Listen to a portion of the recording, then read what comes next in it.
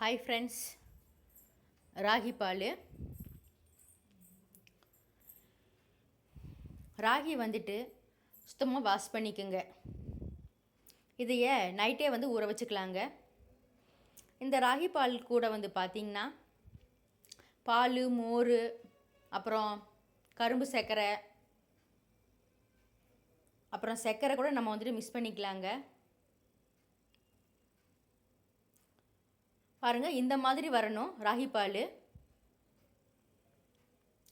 இந்த ராகி மிக்சியில் தண்ணி மிக்ஸ் பண்ணி அரைச்சிக்கலாம். அரைச்ச இந்த ராகி பாலை வடிகட்டி வச்சு வடிச்சுக்கலாம்.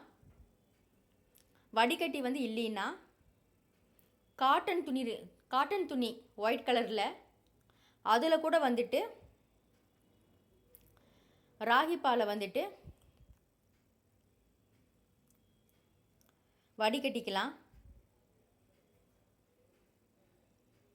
இப்போது ராகி பாலை எடுத்தாச்சுங்க.